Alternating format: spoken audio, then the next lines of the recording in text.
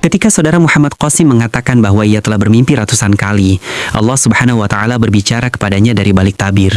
Dan juga ratusan kali bermimpi bertemu Rasulullah Sallallahu Alaihi Wasallam, banyak di antara kaum muslimin yang tergesa-gesa menolak dan mendustakannya. Ada yang beralasan karena melihat sosoknya yang tampak seperti bukan seorang yang soleh atau ulama. Ada pula yang menganggap mustahil karena jumlah mimpinya yang begitu luar biasa. Padahal, mereka seolah lupa bahwa tiada satupun yang mustahil bagi Allah Subhanahu wa Ta'ala. Dialah Al-Qadir yang maha kuasa atas segala sesuatu, yang mampu memperlihatkan apapun yang Dia kehendaki kepada siapapun yang Dia pilih, serta tanpa batasan harus berapa kali. Mereka juga seperti lupa, entah sengaja atau benar-benar lupa, bahwa dalam Islam kita diajarkan untuk tabayun, meneliti dan memastikan kebenaran suatu kabar sebelum menilai dan mengambil suatu kesimpulan atau sikap.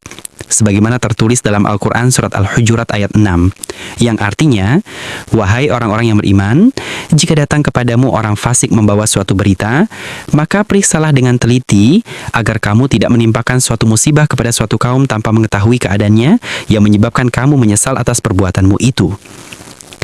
Dan langkah tabayun itu dapat dilakukan dengan menemui langsung Muhammad Qasim, tentunya dengan catatan harus dengan hati yang jujur dan niat yang bersih. Bukan untuk berdebat apalagi menjatuhkan, melainkan semata-mata hanya untuk mencari kebenaran yang hakiki.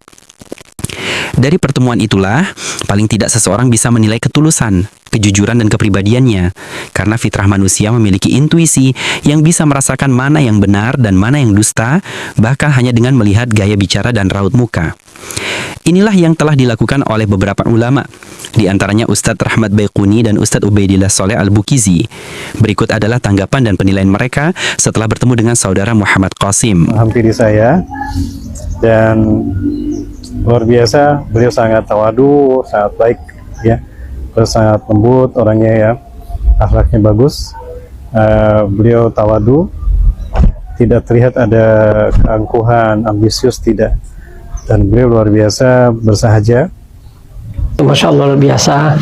Begitu memang wajahnya Syekh Muhammad Qasim bin Abdul Karim tadi ini luar biasa, memang wajahnya nampak memang ketawaduannya, dan juga bahwa semua yang diceritakan selama dalam mimpinya itu semua benar, betul-betul bukan kebohongan, bukan mimpi dusta, tapi mimpi betul dari Allah. Dan berjumpa dengan Nabi SAW, mimpinya diceritakan tadi itu beliau menceritakan dengan penuh dengan tawadhu.